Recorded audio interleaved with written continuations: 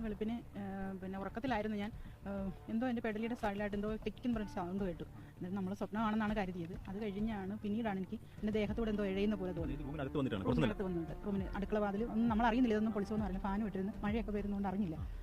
പിന്നെ എന്തോ എഴയുന്ന പോലെ തോന്നി. എന്നിട്ട് പെട്ടെന്ന് ഉണന്ന് എഴുന്നേക്കുകയും ഒരാൾരൂപം നിൽക്കുന്നത് അത് കണ്ട് പേടിച്ച് എൻ്റെ സർവ്വശക്തിയായിട്ട് കൂടിയിട്ട് എനിക്ക് ഒച്ച പുറത്തേക്ക് വരുന്നില്ലായിരുന്നു.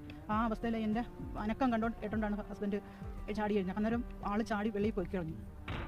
പുറകെ മിറ്റം വരെ ഓടിയുള്ളൂ. ബാക്ക് ഡോർ വഴിയാണ് ഇറങ്ങിയത്. എന്നിട്ട് മോള് താഴെ കിടപ്പുണ്ട്. മോളെ ഒന്നും ചവിട്ടിയിരുന്നത് നിൽക്കുവാണ്. ഞാൻ കാണുമ്പോൾ ഞങ്ങളുടെ ബെഡിൻ്റെ ഹെറമ്പിൽ നിൽക്കുന്നതായിട്ടാണ്. ഞാൻ അവിടെ നിൽക്കുമ്പോൾ മോളെ ചവിട്ടേണ്ടതാണ്. പക്ഷേ നമുക്ക് മുറിയിലോട്ട് പോലും കയറാൻ പോലും പേടിയാണ്. ഇന്ന് മാത്രമേ ഉള്ളൂ ഇവിടെ ആരില്ല ഇല്ലാത്തത്. എല്ലാവരും വന്ന് എന്നെ ആശ്വസിപ്പിക്കുകയാണ്. എന്നാലും നമുക്ക് ആ പേടി ഇപ്പോഴും എൻ്റെ കുഞ്ഞ് ഇന്നലെ പോലീസ് വന്ന് വിളിക്കുമ്പോഴും വിറക്കുകയാണ്. ആ പേടി ഇതുവരെ വിട്ടുമാറിയില്ല. പിടിച്ചായിട്ടറിഞ്ഞോ?